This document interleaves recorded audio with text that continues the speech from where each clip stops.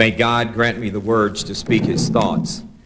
I'd like to thank you very much for the very kind invitation to spend a part of Black History Month 1997 at Emory University. I'd like to, as a theme for Black History Month, use a very simple concept: Americanism. Americanism. And flowing from that premise, we can get a good look at the condition of all of us in this country and the misdirection of this country. Those of us in the black community come together during this month, and other Americans of goodwill, to remind ourselves that, as George Santayana said, he who does not understand the past is doomed to repeat it. Americans, ladies and gentlemen, not black Americans in particular, do not understand the past. I'd like to begin by reading you one sentence from a document that most Americans have never read. Quote, "We hold these truths to be self-evident, that all men are created equal, that they are endowed by their Creator with certain unalienable rights, that among these are life, liberty, and the pursuit of happiness." That's a quote from the Declaration of Independence. That's Americanism. You live today in a corrupted Americanism. If you had Americanism, you would have human rights.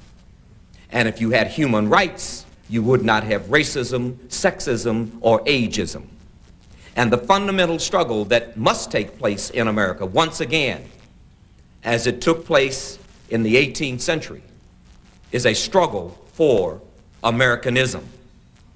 You see, ladies and gentlemen, this country was founded with rights granted, unalienable rights granted by whom? The Creator.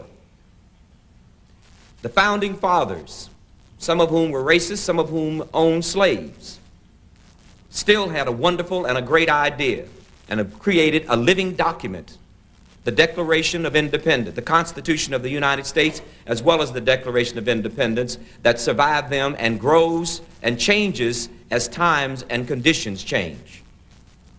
And this document states unequivocally that all rights are created by God. The founding fathers did not trust governments, and they understood human nature. They were cynics. And today, if you speak this way, they will say, well, you're cynical to criticize our country. You're cynical to say this is not a fair country. You're cynical when you point out that this is not a colorblind society. You're cynical when you say, Tony Brown, that neither the black nor the white middle class really cares about the poor. That's cynicism. Ladies and gentlemen, that's Americanism. Because the founding fathers knew that any power in the hands of men, and now men and women, creates tyranny. And unless the human nature is checked, as Lord Acton said, power corrupts, and absolute power corrupts absolutely. And that is what has happened to America. So the struggle for civil rights, the struggle of black Americans, is not a struggle for black people. It's a struggle for the soul of America. And if you understand America's history, and if you know what America is, quite frankly, it is a theocracy. This government was founded to do God's will. Don't take my word for it. Read the Declaration of Independence and read the Constitution of the United States. It is a compact with God in which this country entered on July the 4th, 1776, to do God's will. And rights are created by God, and they cannot be transferred, and they cannot be abridged by a government of people. Now, once we begin with this premise, the rest, ladies and gentlemen, becomes quite clear. And the problem and the predicament appear quite obvious, as does the solution. And if we look and understand that if God gave us rights, man has no right to take them from us. We have two institutions, both of whom were created in 1913 by Woodrow Wilson, who also in 1919, with his puppeteer, a man named Colonel Edward Mandell House, who in effect ran the government of the United States with Woodrow Wilson as the front man, also in 1919, it declared unofficial war on the black community and created the Military Intelligence Division, or the MID, which grew into COINTELPRO in the 60s and has not been undeclared since. In 1919, the Woodrow Wilson administration decided that black Americans, because they were discriminated against, could not be trusted. And they created an espionage unit to report on black Americans, and involved in that was a man named Joel Spingarn, who had been the chairman of the NAACP, and a number of other blacks who also were spying on one another. And since 1919, it has not ceased. Black Americans were not trusted during World War I to be loyal, and we are not trusted in 1997 to be loyal Americans. Our loyalty, despite our record, despite the enormous sacrifices in and out of war that black Americans have made, we are still seen as Americans who really cannot be trusted. But you cannot find an Aldrich Ames, a CIA turncoat in the black community. You cannot find a history of black people betraying America. Still, we are suspect, and we are suspect because we have not been granted our unalienable rights. It is our human rights, ladies and gentlemen, that is involved. When white Americans say to me, Tony, you know, you black people are really catching it. You're at the bottom of the barrel. You're being treated unfairly. I say, let me say this to you, my white friend. Most of us who are black know this is not a fair country, and we're trying to do something about it. Most of you who are white don't know you're being had also. So before you feel sorry for me, let me explain to you what's going on in America. Let me explain to you what happened in 1913 when the Federal Reserve System, or the Federal Reserve Bank, was created, an unconstitutional agency. And its collection agency, the Internal Revenue Service, was created in 1913 by this Woodrow Wilson and his people. And when they created these two institutions, both of whom are borrowed from the Communist Manifesto written by Karl Marx, in which you grab the property of the people, their income, and you use the property of the people to dominate them. That is unconstitutional. And if you had a human rights, the government could not take your property. Now pay your taxes. Do not leave this room saying that Tony Brown said, do not pay your taxes. I said it was unconstitutional. I did not say it was illegal. Because they have the Army, the Navy, the Air Force, and the police, they will ruin you if you don't pay taxes. Pay your taxes until it is illegal. But understand your rights, and if you understand your rights, while you pay your taxes, fight to abridge what is going wrong. But do not take, as some people want to take, my words and say, I'm not going to pay taxes. If you don't, you're going to jail. So pay them. But understand what's going on. And understand, ladies and gentlemen, that you do not live in the country that it should be. This is not the shining city on the hill that the founding fathers envisioned. This is not a government of the people, by the people, and for the people that we are taught. This is an oligarchy in which a small number of people, extremely wealthy and powerful people, manipulate the institutions in this country. Now, this is not conspiracy talk. All you have to do is to go down to Washington, D.C. and look and see very clearly that the people there were put in office by people with money. There is no hiding any of this. They call them PACs, political action committees. And they elect people to office. You vote, you give them your vote, they sell your vote. As a matter of fact, if I were president, I would introduce a bill that would allow all Americans to sell their votes. Instead of giving it to someone who goes to Washington to sell it, let us sell it and we can cash the checks ourselves. But the bottom line is, this is a great country. And this is a country that can be changed. But it cannot be changed if you're Pollyannish about what's going on. This is not a country that is just unfair to black people. This is a country that has moved away from its essential mission. And what is its essential mission? To do God's will. This is not Tony Brown speaking. This is the founding fathers. Pull out your dollar bill and look on the reverse side and look at the pyramid with the flat top. That is an unfinished civilization. It's unfinished work. Above it is what? The all-seeing eye of God. And it says on our currency, the only currency in the world that has the inscription, "In God we trust." Now, we broke that pact because we have said that if God is involved, it is unconstitutional. And the people who fundamentally are atheists, who believe that the rational, illuminated mind is greater than faith, have succeeded in obfuscating God and religion. Of course, church and state should be separated. I am not interested in a government teaching me Christianity, Judaism, or Islam. I am interested in a country protecting my God-given human rights. But you don't exercise God when you exercise religion. But they've been clever enough to say, when God is present, so is religion. That is not true. One can be spiritual without being religious. And by driving God out of government, the guarantor of your human rights, no one protects them. Because they can do what the United States can do what it did in 1966. It can sign an agreement in the United Nations that says a government has the right, the constitutional right, to take your human rights. It does not have that authority because human rights are guaranteed by God. Ladies and gentlemen, there is a conspiracy, and the conspiracy is the system. And this conspiracy is not against black people or women or Hispanics or any other particular group. This conspiracy is against people who don't have.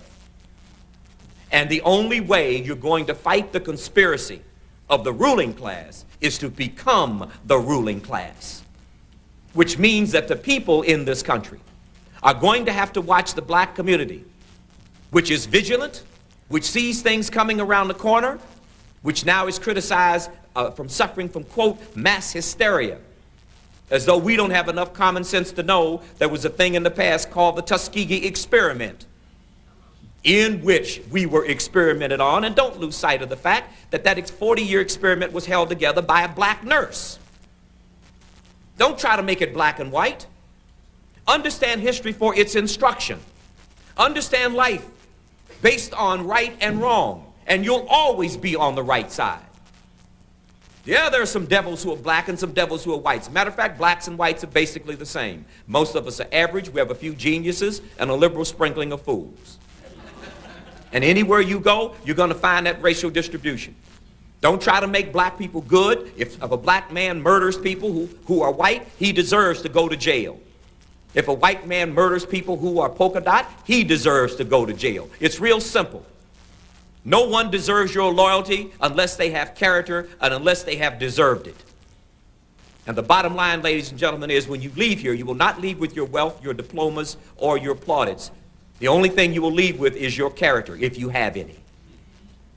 As a matter of fact, the way to heaven or eternal life is not through your beliefs. It's through the Spirit in your heart. You can believe all you want and love God all you want. But if you don't have the Spirit, you cannot ascend to God. So the bottom line is not about being black or white. The bottom line is about humanness. And derivative under that is everything we call race. As a matter of fact, ladies and gentlemen, I'm proud that I'm an African American. I'm proud that I'm black. I have no problems with that at all. It does not detract one iota from my humanness.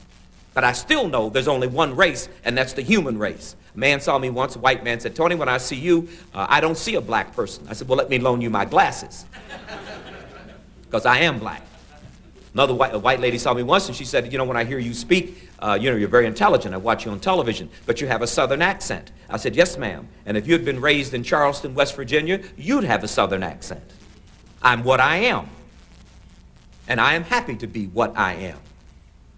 And the bottom line is, ladies and gentlemen, is that we, as Whitney Young said, we didn't all come over on the same ship, but we're all in the same boat.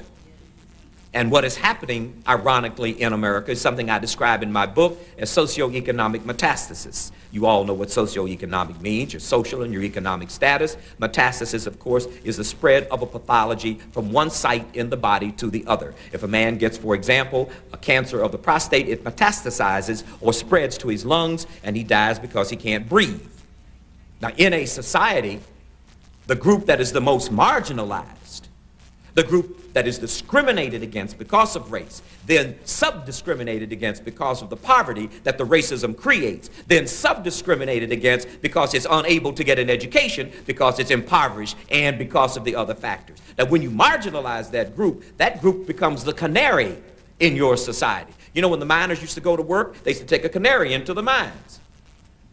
And when the canary, you know, the gas is invisible. And when the gas, dangerous gas, had risen to a toxic level, when the canary died, they got out of the mines. Well, every society has a canary. There's only one thing you'll find out if you study the 500-year history of civilization, and that every civilization has genocided its minority everywhere in the world. Black on black, white on white, yellow on yellow, blue on polka dot. Whatever society you have found, there is a virus in the human nature. The virus of hegemony, the virus to dominate another human being. It's as instinctive as anything is in our human nature. It is, if anything, the original sin, in my opinion. And you will find it anywhere. So wherever you are, a group that is the numerical minority must always be on the lookout, must always protect itself from the numerical majority. That is not paranoia, that is history. It does not mean that people are evil because they are in the majority. It means that the tendency of a human being to mismanage power is irresistible. And the founding fathers reminded us of that over and over again in the Constitution. Why do you think we have 3 branches of government? So the other 2 can check the one. There's nothing in our country that does not have checks and balances, because we know too much power in the hands of too few people is dangerous for the rest of us. That's the problem in America. And if we unravel that problem, we unravel the race problem. And we're never going to get to the end of the race problem until you get to the beginning of the human rights problem, because you'll never get rid of it. You'll always have a Texaco if you don't have human rights. You will always believe, if you don't have human rights, that the only way for you to be equal is for white people to give you affirmative action. And if they don't give you affirmative action, you can never catch up with them. Well, you're not going to catch up with affirmative action because you don't have human rights. And you're going to have to secure, ladies and gentlemen, you're going to have to secure your constitutional guarantees before you get anything in this society. And this goes for white people as well as any other people there is. So white people want to know what's going to happen in America. Very simple. Look at the group that's in the worst shape. If I spread a virus in this room right now, the people in here who would become debilitated first would be the people with the weakest immune systems. But subsequently, everyone in the room would become infected and perhaps die. Now, in a society, if something is wrong in a society, something economically is structurally wrong, something is spiritually rotten, something that is social in deterioration, you find it first manifested among the group that's the most marginal. It's really common sense. The family, the black family, did not break down because black men and women are biologically different from white men and women. The black family in certain areas of the country, low-income areas, collapsed because the government became the father of the family, ran the black man out and gave the woman a check, and then went and did a statistical study to say black men weren't in the home. Well, an idiot could figure out that. You don't need a scientific study to know the man isn't there. If you told him if he stayed there, your family couldn't eat. So you run him out, and you break his spirit, and then he's not there anymore. Then he gets other habits. Then you come along with that, quote, infamous idea that the Dutch had in the 17th century when they decided to give opium to the Indonesians. And in 1840, when the British declared their first opium war on the Chinese. And what did they decide to do? It's almost a direct quote. They decided to break the spirit of the Indonesian resistance and the spirit of the Chinese resistance. Quote, that's a direct quote, by using opium. by giving the people so much dope that you'd broken down the family, you'd broken down the resistance, you'd broken down their spirit, and they use opium. It's called the Opium War. And ladies and gentlemen, once you break the spirit of a people, you have them any way you want, because then you'll get them to believe they can't do what you believe. And they will say, we believe in Ebonics because we can't learn to speak English the way white people can. There is nothing biological about Ebonics. You can speak Ebonics and you can speak standard English. And you can speak Chinese in your part-time. Anything anybody else can do. If you do not know you can do it, you have become the victim. You're not a victim because I call you a nigger. You're a victim because you don't know you can do what I can do. And you use whatever is necessary if you're involved in power to create that hegemony, that dominance over that group. And it is not your responsibility as the hypocrite to relieve their misery. It is their responsibility to rise up against you. And if you cannot do that, ladies and gentlemen, you cannot have freedom, because freedom is not free. Freedom is something you must always fight for, and the only way to be truly free is to be smarter than your enemy. You'll never win freedom with a gun. The Ozzie and Harriet militia, which is low-income, blue-collar white America's response to the disappearance of the illusion of the American dream, will never succeed.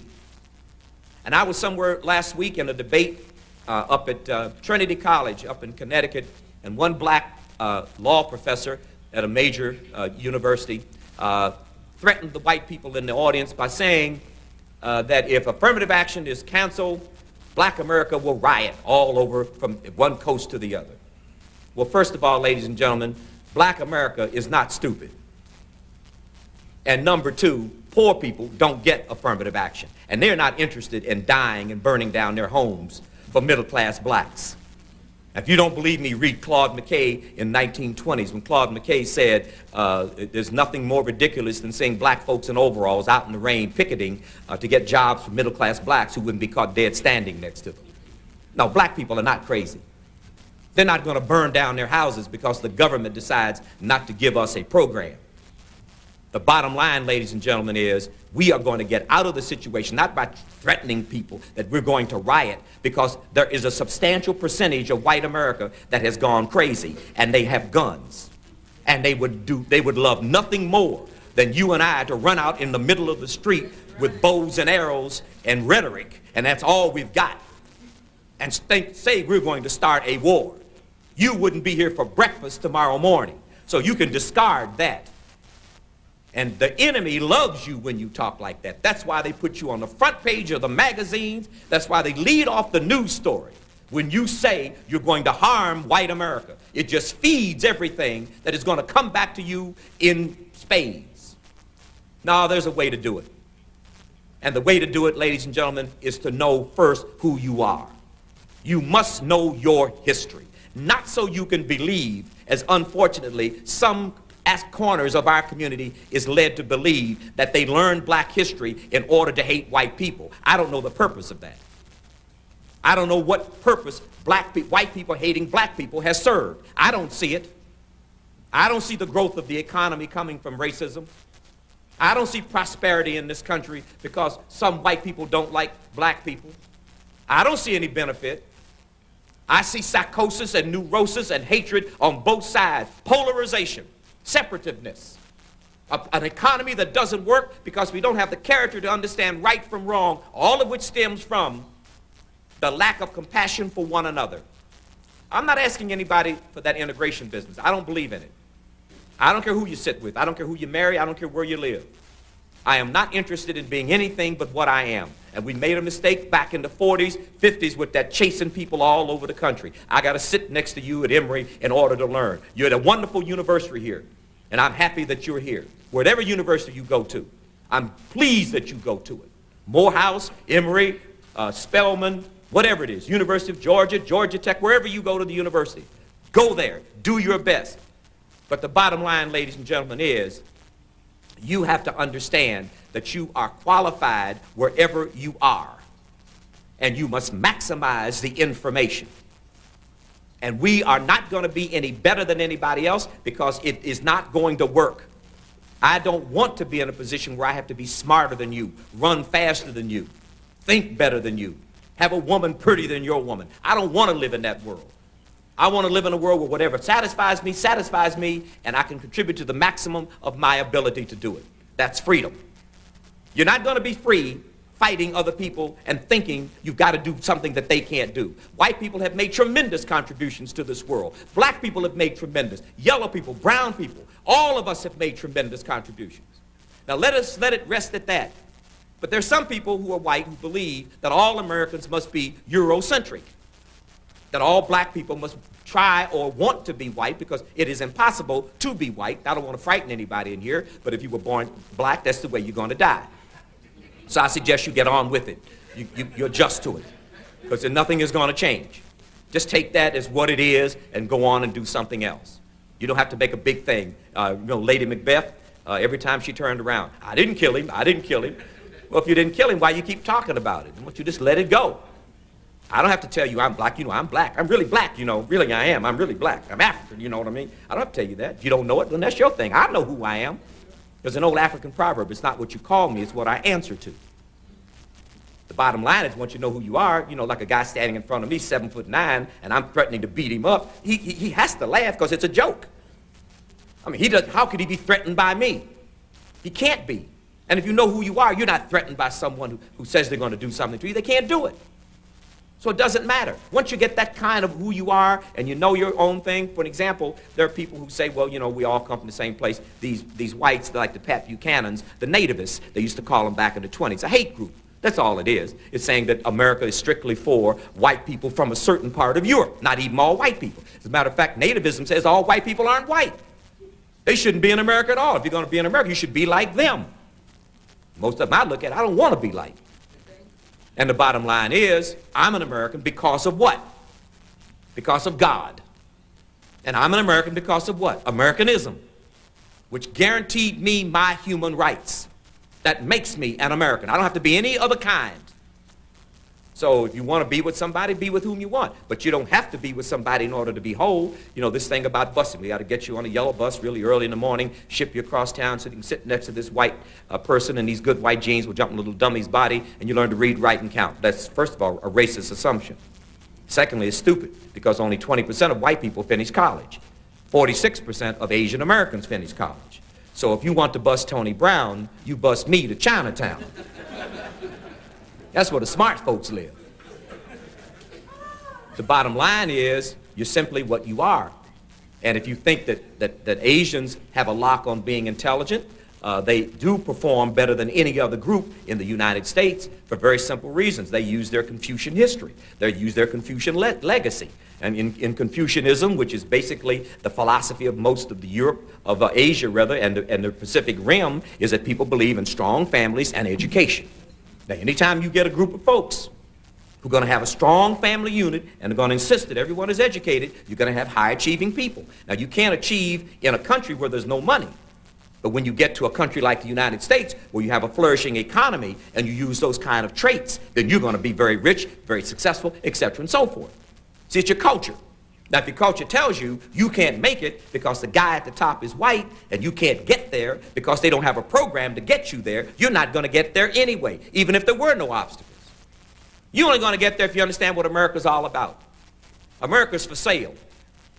All you got to do is walk down the street and see anybody who gets off the boat. They buy everything in America. They buy all the hotels. Black people in America this year will earn $500 billion. More money than all the countries in the world with the exception of 10. We don't own one major hotel in the United States. The Indians from India, as in Calcutta, about 1% of the population, didn't start coming here in large numbers until around 1969, 79. They now own about 24% of all hotels in America. One Indian alone owns 20. Now, all 32.5 million of us spending $16 billion every summer going to hotels that don't belong to us, talking about black racism and white poverty. Black racism, white racism, and black poverty don't own one. Because we didn't decide to own one.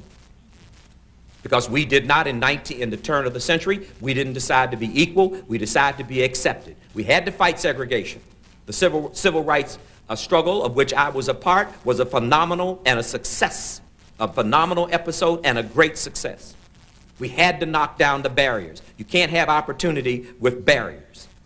But after we knocked down the barriers, we had a celebration. We didn't go to phase 2, which was consolidating the gains. And you consolidate the gains economically, politically, and socially. And you cannot vote your way into first-class citizenship. You've tried that. You get black mayors and things get as worse as they were before. You can vote until your head falls off. You've got to have power. And the formula for power is very simple. Wealth equals power, and power equals freedom. If you don't have freedom, you can't have power. If you don't have power, if you don't have freedom, you can't have power, and you have to have wealth in order to have power. And you've got enormous wealth. Black Americans with $500 billion. Black women alone, 6% of the total population of the United States, consume 36% of all beauty and hair care products sold in America. That's just black women, beauty and hair care products.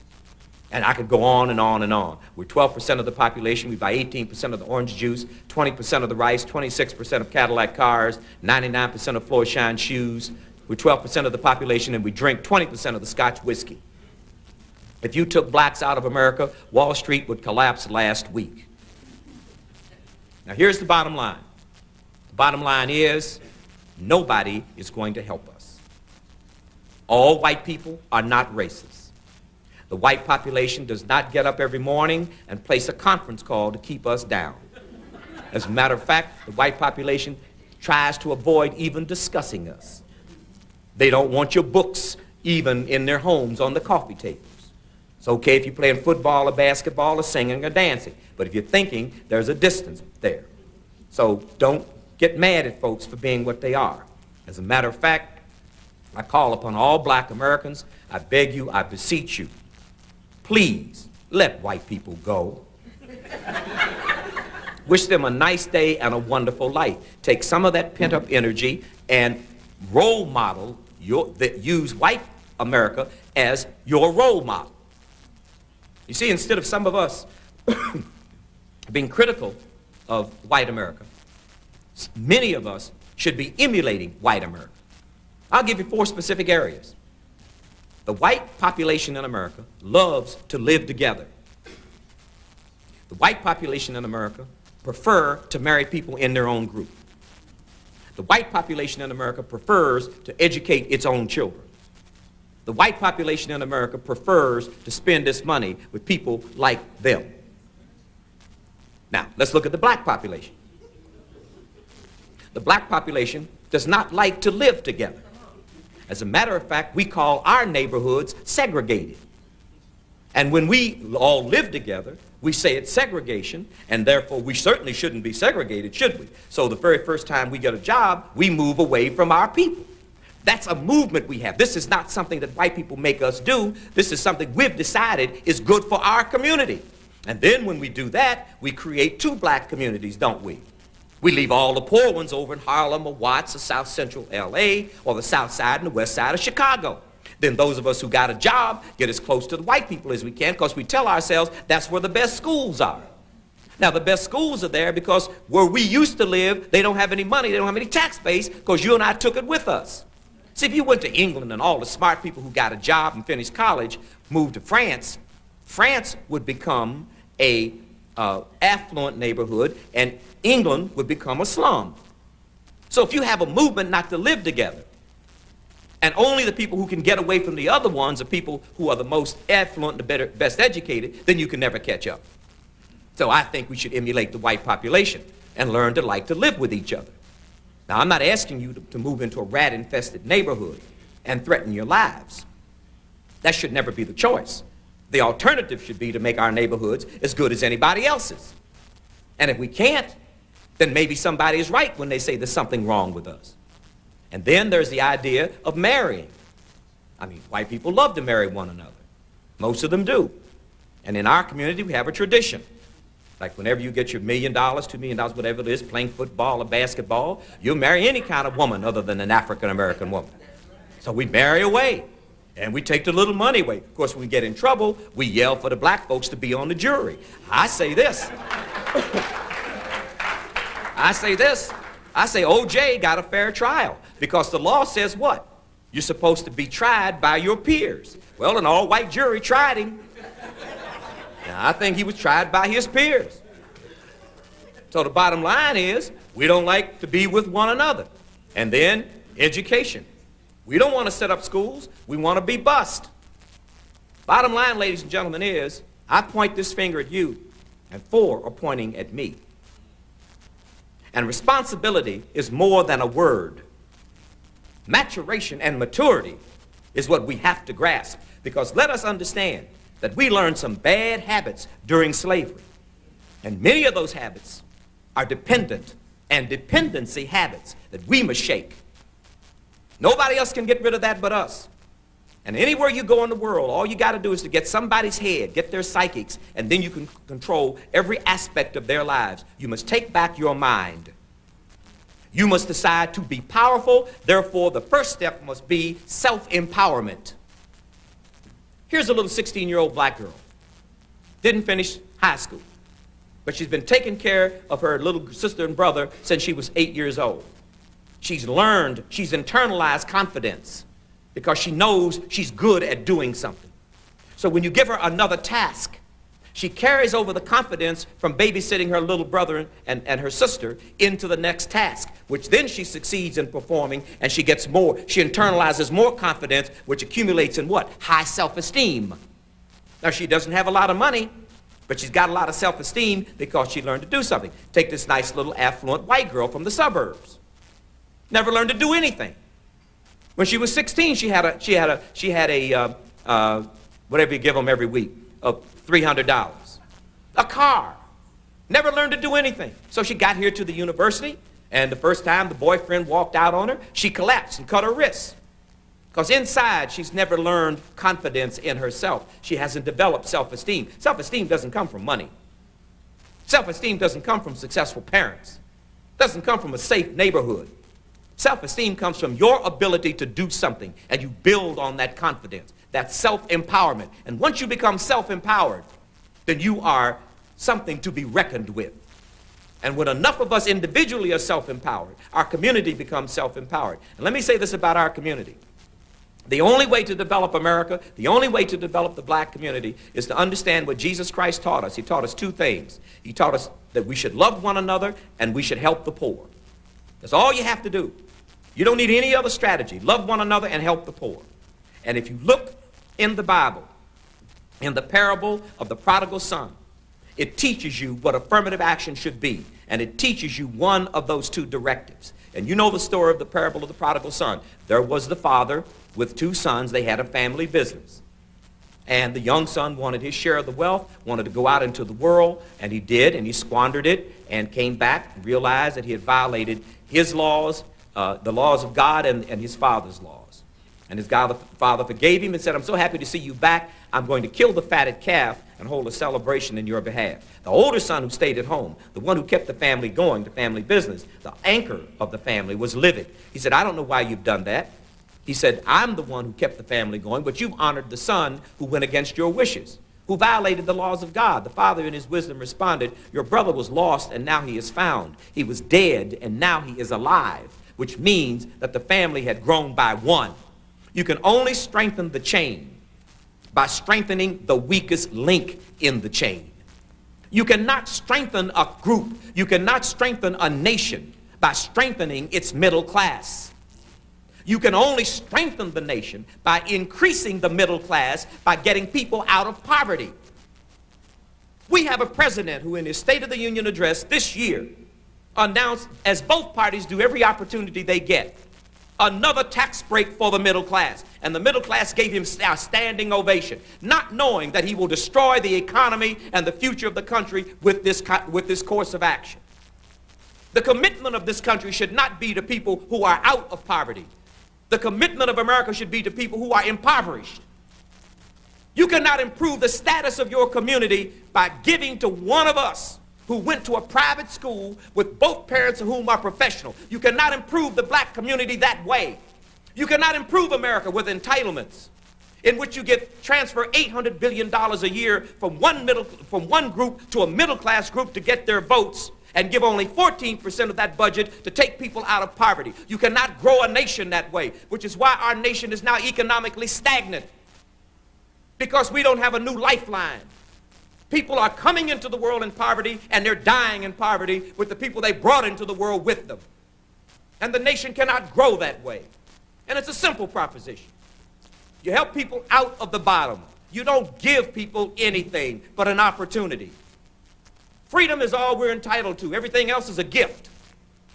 But we don't have freedom because we don't have human rights, because God has been exorcised from the government. And we're run by tyranny, the tyranny that comes into the heart of human beings when they have too much power. Did you see the president in the newspapers today saying he had prayed because he was wrong, and his wife right behind him? Yes, we've been wrong and we're praying. Did you see the Speaker of the House last month when he was reelected saying we must return to the traditions of America and ask God for guidance? Don't you know something is wrong? Do you think these people arbitrarily make speeches? Don't you know they have a whole room full of folks who figure out what they're going to say? Don't you know there's something seriously wrong? Don't you know deep in us, ladies and gentlemen, the meat and the bread and the potatoes don't fill us up? If you want to escape the nonsense of the racism and the sexism and the ageism, then we don't discuss ageism. We don't do anything for poor folks but hope they'll die real quick so we can save money on their Social Security. We don't have a country that cares about the end of their lives. We have a country worried about what can the middle class get next, and who can we put in office who can give us the most. And you think the problem is racism? The problem is the corruption of our souls. And the Chinese told the Clinton administration when the Clinton administration attacked them for the absence of human rights, what did they say to them in today's newspaper? They said to the United States that you have a notorious racial discrimination. And you have homeless people. And you have people with AIDS all over the place. And who are you, the United States, to tell the Chinese people that we do not honor human rights? We wear a moral mask of hypocrisy, going around the world pointing our fingers at other people, never having resolved our own problems. And ladies and gentlemen, it's over.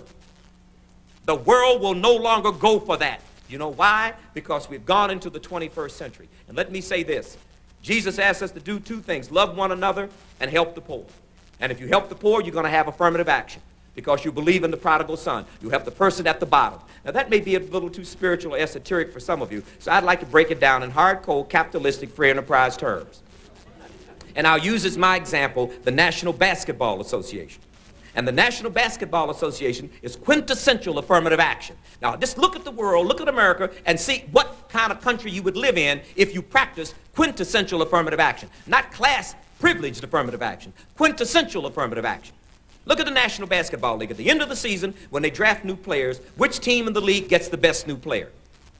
The worst. Why do you put that 7'9" player on the team that hasn't won a game all year? Because if you strengthen the weakest team in the league on any given day or night, any team in the league can defeat any other team. And if any team in the league can defeat any other team, the overall league is more competitive, is it not? If the overall league is more competitive, more people watch it on television. If more of us watch it on television, the ratings go up. The advertising agencies charge more money to the owners, to the networks. The networks earn more money. They pay the owners of the teams more money. The owners of the teams pay the players more money. And is it not win-win only because we strengthen the weakest link in the chain? Where would we be today, ladies and gentlemen, if we had an affirmative action program for the young black boy who is 15 years old, standing on a corner right now here in Atlanta, selling dope, killing himself and getting ready to die before he's 20 or go to jail for the rest of his life? Where would we be if we had a program to get him off of the corner into Emory University, in the medical school, architectural school, whatever it is? And you don't think he's smart enough? You ever watch him when he sells that poison? He doesn't have a calculator because he doesn't know how to use it. Doesn't have a pen and paper because he can't read and write. Someone comes up and asks him for 2.5 ounces of that death, 2.5 3/4, 0.6 grams at $4.95.5. He multiplies it in his head in about a half a second. He's a virtual genius in the wrong place doing the wrong thing. It's when you get him off of that corner and his sister off of the other corner selling you know what that your community will grow. And that's true for America. You want to know about some slums in America? You go to the white community. You go and you want to see some underclass people. Sure, they say black women are having babies out of wedlock. Not because of anything biological, not because of anything immoral.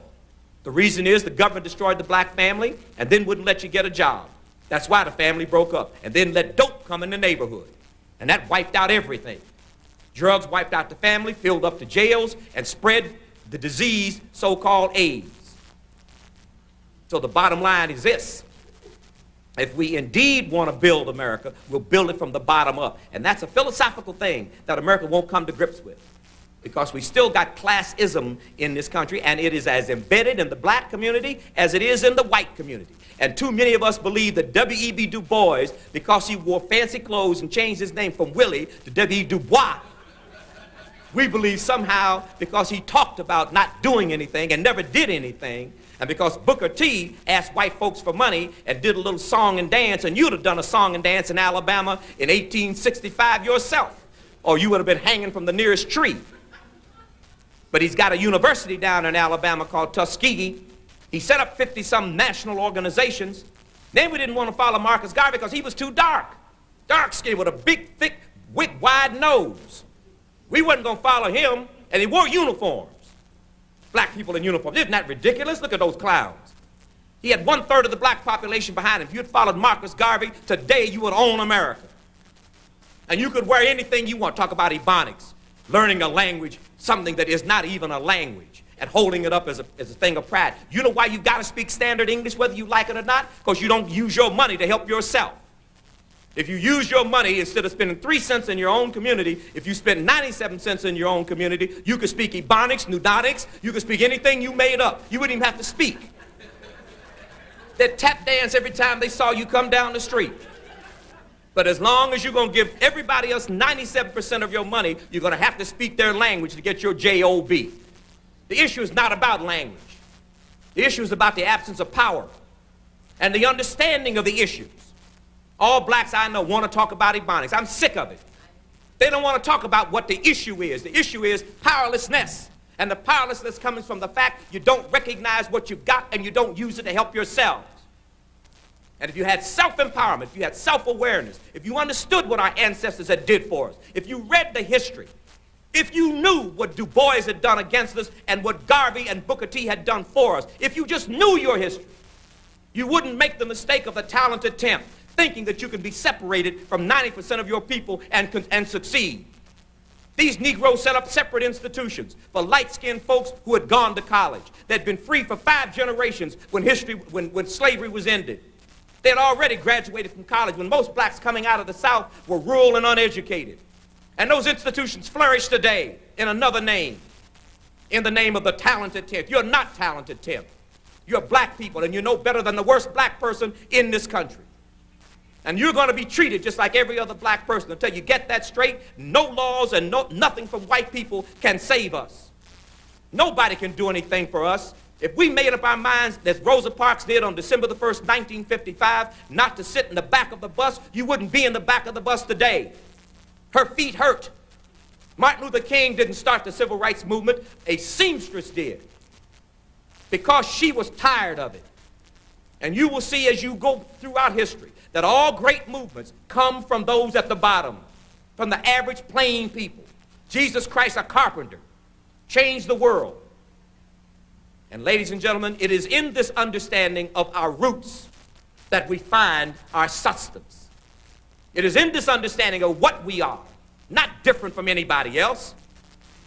What's the difference in a white person who thinks they're better than other white people and a black person who thinks he's better than other black people? Tell me the difference. There is no difference. And it's character, and that's what this life is all about. And if you have character, ladies and gentlemen, you will have freedom. In America, America is at a point where our leaders are in public praying for the first time. Because they know, as Newt Gingrich admitted, that we have broken our compact with God. And you can get away with it for a little while. But in the long run, ladies and gentlemen, there are things that happen to you that nothing but God could put on you. Now, they can reduce it all to a gun and a bomb and who's got the most money, who controls Wall Street, whose SAT scores are highest. Ladies and gentlemen, that doesn't mean a thing. Not a thing. Because there's a power on this earth that is so much greater than all of that. And your way out of your dilemma is faith in God. Now, they'll say you're crazy for believing in God because a handful of folks who hate God don't want anybody to worship God. Good and evil, the struggle has never ended, and it never will end. And you're going to have to decide what side you're on. And this is not about being black or white. It's about being a human being. And you're going to have to decide to do good. And you're going to have to decide to love people who don't deserve, in your opinion, love. And you're going to have to decide to stand back and let somebody poor have that affirmative action. You're going to have to learn to pass off to somebody who has less in order for you later on to get more. Because you're already at the top. You don't need help. You need an opportunity.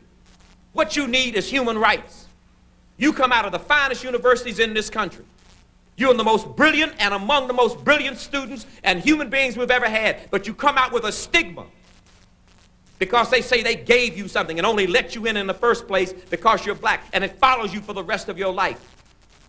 You don't need the stigma. You need to show this country with the same thing the Africans have showed the world in Great Britain. They did a census study. In my book, I reported, did a census study in Great Britain of all the different ethnic and racial groups in Great Britain to see who was best educated. Of all the groups, the whites, the Irish, the Asians, the Black West Indians, all these groups. And they found at the end of the study that Africans had the highest attainment of education of any racial or cultural group in Great Britain. About 16 years. The group that came in a distant second was the white English population. About 12, 13 years. And blacks or Africans in Great Britain are twice as likely to be professionals than any other group in Great Britain. Now get your bigots to come out with all the little bell curves in their theories. Tell me how, if we're inferior as black Americans because we got a little bit of African blood, how could somebody with a whole lot of African blood do better than everybody, white, black, polka dot, and otherwise?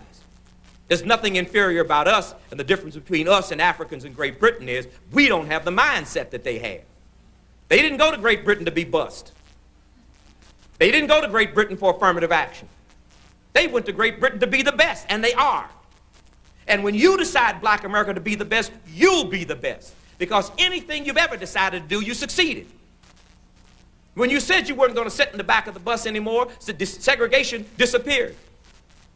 When you said you were going to go to whatever school you wanted, that nonsense disappeared. Whatever you decided, nobody went and passed the law. The revision of history tells you that the Civil Rights Bill was passed and gave you this and that. No, it wasn't. It was passed after you took it. And the course of history as a black American is that when you decide to change, it'll change. And it cannot change before that. Because your external reality is only a reflection of your internal self. And if inside I believe I can't do something or I can't have it, I never will have it. This is history, ladies and gentlemen. History is not memorizing during Black History Month the name and date of dead black men and women who are now being sanctioned by corporations and sold back to you from February the 1st until the 28th or 29th. That is not black history. That's a manipulation of a people. Black history, or any history, is understanding how the past impacts on the present and what it will mean in the future. And I will spend the last couple of minutes about the future. The 21st century is already here. God has already stepped in. I said, have faith. It's here. For the first time in the history of America, any person in America who is poor can achieve what any rich person, any person who was born rich can achieve because of one thing, the computer. The 21st century will not be about blacks and whites or men and women. The 21st century will be about the haves and the have-nots. The haves will have a computer with which they will create wealth, and the have-nots won't. They will be thoroughly integrated, haves and have-nots. You can decide right now in 1997 where you want to be in year 2007. There is a gap already, social, economic, between blacks and whites. If black community remains at the bottom as it is in computer ownership, about 11%, whites about 32%, Asians about 48%, the gap is exploding. 8 million people can't get on America Online. There's such a demand to be online. Now, online means what? First of all, you got to know what a computer is and have one. Then you got to know you need a modem to connect it to another computer. Then you got to know what an online service is. And if you're sitting in your house looking at 8 million people fighting to buy something they can't buy, and you don't even know what they're doing, where do you think you're going to be in the future? And where do you think your child is going to be? When every other child down in Maryland and the suburbs reporting to the 3rd grade in laptop computers, and your child doesn't know what a computer is, where do you think your child is going to be? And where do you think you're going to be going to college for 4 years and nobody at the university has a computer? University doesn't have a computer system. Nobody's on the internet. And you're spending 4 years out of a culture that now is computerized. Where do you think you'll be in the future? And ladies and gentlemen, it's not going to have anything to do with you being a black or a white. I have a radio show in New York on WLIB, and a woman called in and she said, we got a son, my husband and I. We heard you and went out and bought a computer. And our little boy Malcolm, he's 4 years old last year, he's now 5. During the summer, started using it, playing with it. He just took it over.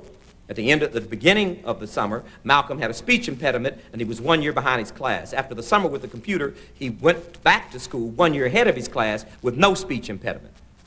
Get the profile, black male, 1 year behind your class, and speech impediment. Where do they put you in the school system? Special ed, and you'll be lucky to learn to make license plates. Instead, little Malcolm, today, 1 year later, is in the Montessori school for the gifted because of a computer. Another woman called up, said, I got a son, 17, grades are so bad I can't get him in college, what should I do? I said, what does he do? She said, he has a hobby. I said, what's his hobby? She said, his hobby is taking computers apart and putting them together again. I said, and you're worried about him going to college? You know that in the next 10 years, 70% of all jobs created will demand a computer skill and not 4 years of college? Do you know for the first time ever, people with technical skills earn on average more than people who go to college? I'm not talking you out of going to college. I'm a former professor and university dean. I think college is wonderful, but the reality of the 21st century is very different. And if you are in college, whatever you're studying, you better know how to use a computer to do it. If you think you're going to come out of college like I came out, computer illiterate, and you're going to do as well as I do, you are kidding yourself. You're in for a whole new ball game. And it's about technology. Here's a poor young man who can do as well as anybody else. Take this little 5-year-old, 6-year-old, 2 boys I just mentioned, project them by 13 years, and they'll be able to make $200,000 or $300,000 with their own business, and they'll get a job anywhere from $25,000, $40,000, $50,000. You know what the average engineer makes on average salary? The average physicist, they make $50,000. You can make $50,000 in 2 years in networking by taking a 6-month or 12-month course in PC tech. You can take anybody from poverty to the middle class with a computer, but you can't take everybody from poverty to the middle class through Harvard. So what are we going to do about the 88% of blacks? 12% of us going to college, so we out of the woods, those of us who know how to use a computer. What are we going to do about the other 88%? We should have a computer in every home. You got a computer in every home, every child's going to do better in school. Every family's going to make more money, and everybody's going to have a better job and keep the job they got because they won't be downsized. See, AT&T threw 40,000 people out the front door who were paper pushers. But they brought in 20 or 30,000 folks in the back door who were technicians. We're not de-organizing corporate America. We are reorganizing corporate America. We're bringing people in with technical skills, and we don't need as many of them. That's what's going on. You're not going to lose your job or not get the job because you're black or a woman. You're not going to get it or you're going to lose it because you don't know anything about technology. Somebody said, well, Tony, I like what you're saying, but I'm poor. You know how we beg for what we want and buy what we need?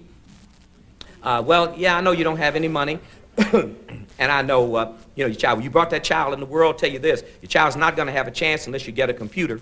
Now, you can make up your mind what you want to do because you're going to sacrifice on the front end and buy that computer, or you're going to sacrifice on the back end with a lawyer or an undertaker and put them in the ground to try to keep them out of jail. But you're going to make the sacrifice. Now, how you get the money, I don't know. You got $300 last week to buy some tennis shoes, some sneakers, and you had $500 worth of whiskey at your party. And you went down to the Congressional Black Caucus Party in September, and you spent $5,000, and you spent another $10,000 buying clothes to go down there, and giving somebody else $100 million a day, $500 million in 5 days, or $500 million while you partied and talked about race and poverty. You could do that. I don't know how you're going to get a computer, but I know you're going to have to get one. And then you get to the other proposition, where you get to the ladies. And ladies, my advice to you is this. When you tell your daughters to get that nice-looking guy in school or the captain of the football team, the most popular boy, bad advice. World has changed. Tell your daughter to get that ugly little nerd over in the corner with a computer. And the next time a man hits on you, before you give him your response, ask him one question. Do you own a computer?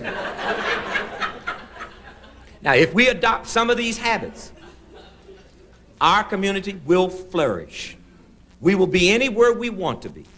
If we sit out this explosion, and we got a window of no more than 3 to 5 years, because everybody else who's in it is off to the races. You wait 3 to 5 years to get into computers, and no matter what you do, you'll never catch up.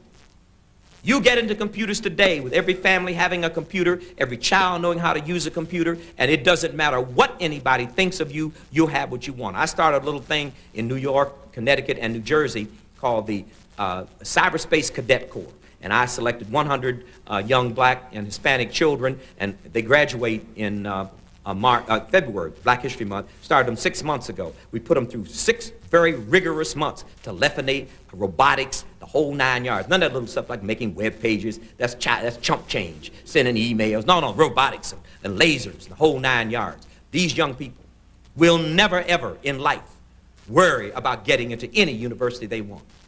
They will never worry about money. And they have no chance of failing.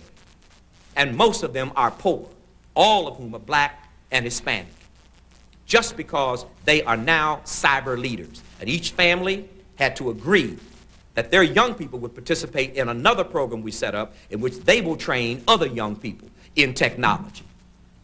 Now suppose everybody in every family was trained in technology. The schools cannot train you. It cannot happen in the academic setting. They're not equipped for it. They don't understand the concept. If they all went out today and bought a computer, the teachers couldn't use them. So they're looking at a 20-year gap. You're not going to get it through the school system. You're going to get it through your own personal choices. You're going to get it by getting one in your home. Now, we say how to help the poor. If you have buying a new shiny Pentium and you have an old 28386, give it to a family, a female-headed family, preferably with children, so that no child is without a computer. So that child has an equal chance. If you don't think these children can use it, you watch them with a Nintendo. That's native intelligence. The SAT does not measure native intelligence. This is our way out, ladies and gentlemen. As I said, in order to defeat the ruling class, become a ruling class. And the ruling class in the 21st century will be those people with information, and they will use information to create wealth. And I want to say one final thing. Do not bury your feet in cement. Do not believe that because America today is based on preference for white males and white people over all other groups, that it will remain that way. Nothing remains the same.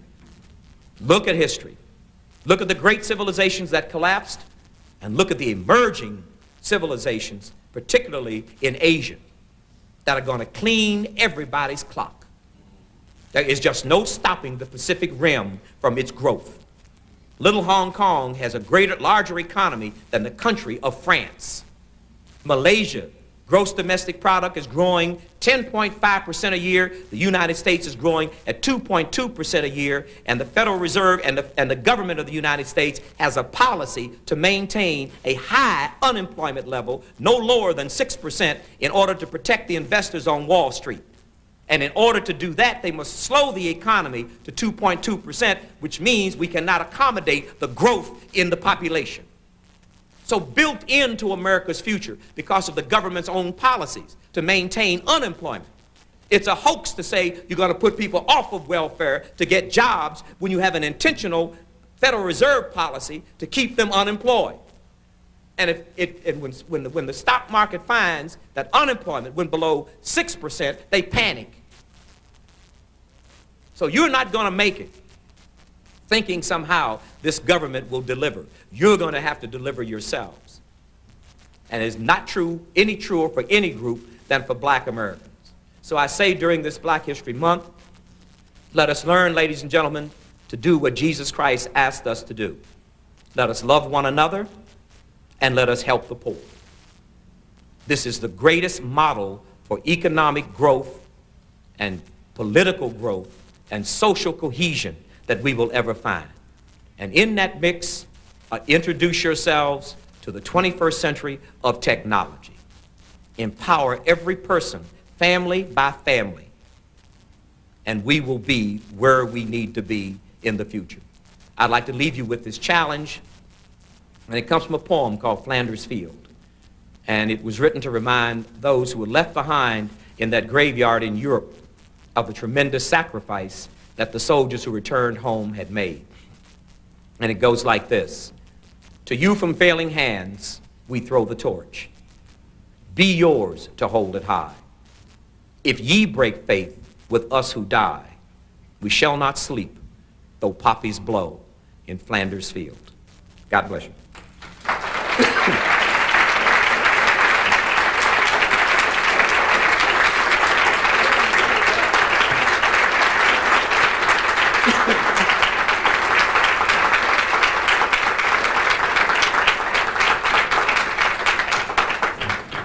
Thank you. I'm told that we have a few minutes for questions and answers. For those of you who would like to ask questions, if you would just walk to this mic and ask a question. Afterwards, also, I have some books over here if anybody would like to get one. Anybody? Yes, sir. Could you take a minute and talk a little bit? You did talk about it before, but take a minute and talk a little bit about the advent of the Cuban community in the United States as an example of folks who patronize and work together as a community and grow the gross national product and that kind of stuff. The question was if I would use the Cuban community in the United States as an example of a community that works together and prospers and supports itself. Yes, I would. I would use the Mormon community also. The Mormons have 2 states. They have no intentions of giving them back to the United States. I would use the Asians. I would use, in America, 52% of all Chinese, no matter where they are in life, at one time or the other have worked in a Chinese restaurant. And you can look at any group. There's no mystery about the formula for success. None at all. And if you're unwilling to help members of your community, if you're unwilling to work together in your community, you cannot have what other people have. And if all the white people in America hate you, and you do certain things to support yourselves and share your resources, then it doesn't matter whether they hate you or not. On the other hand, if all you do is talk about them hating you, and you don't do these things, then the way they feel about you, it means everything in your life.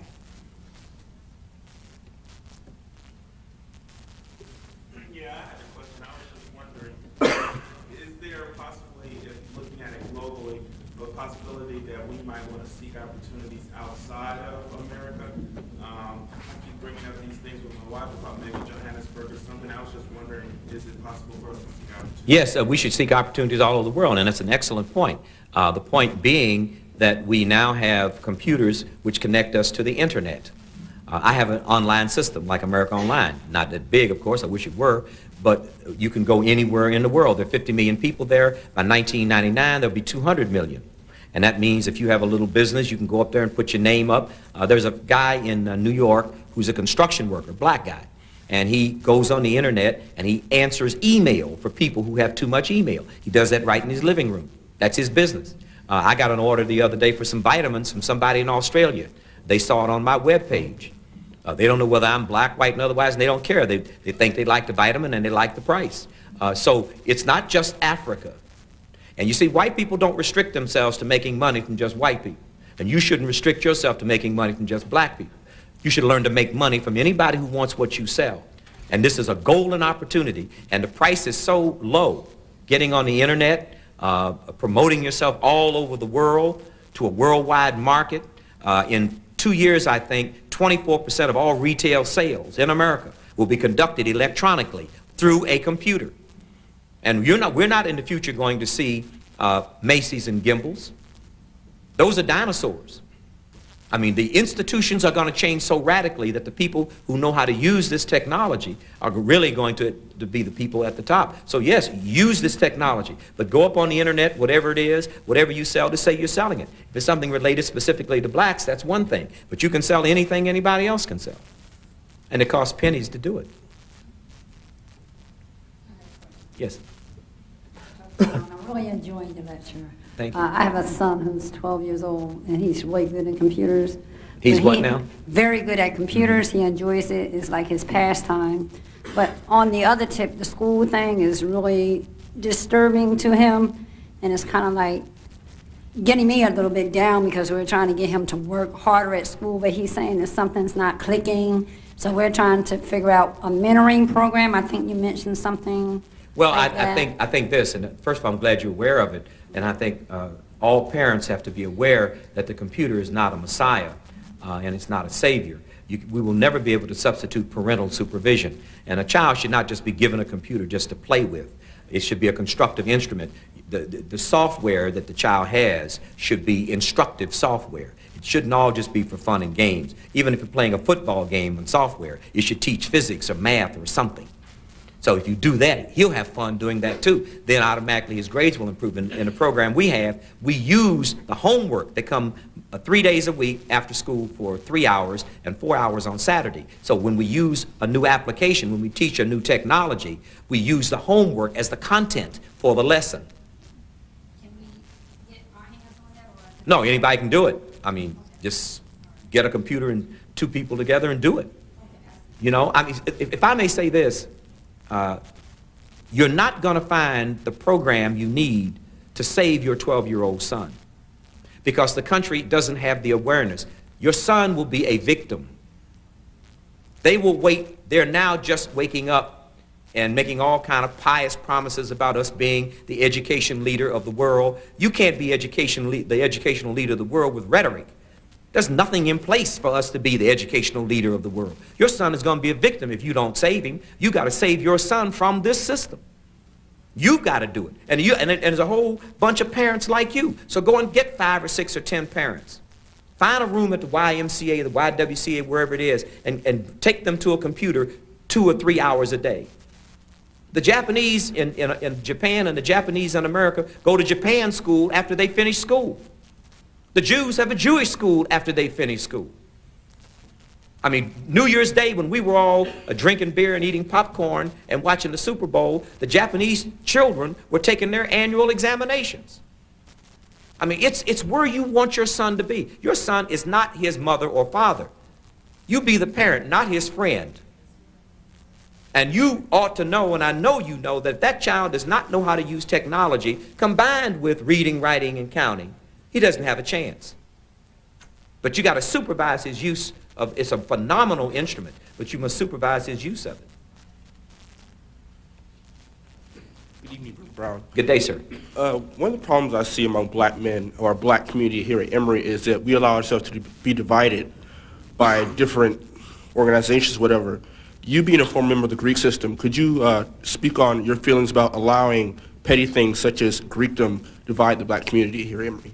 Well, first of all, black people are just like white people, and we're all never going to be unified on anything.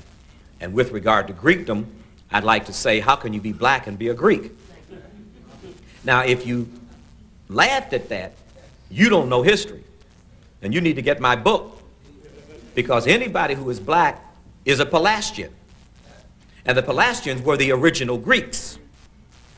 The Aryans, or the Kurgans, didn't get there until 5,000 years ago. The original Greeks came from old Palestine and Libya, and they looked like you and me. So a black person is a Greek. They are a Pelasgian.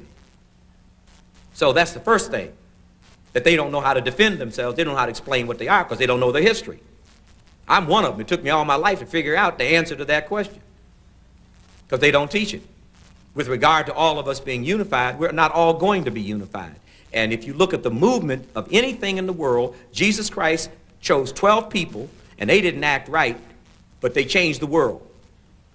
They had 3,000 people who conducted out of the millions of people in 1917 in Russia who conducted the Russian Revolution.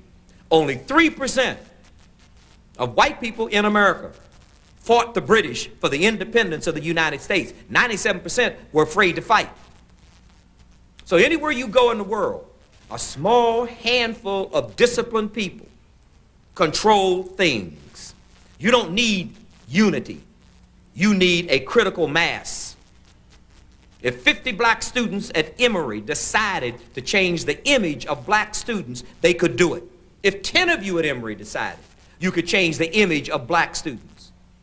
But what the first thing you'd have to do is tell everybody who is not down with the agenda to have a nice day. Go in peace.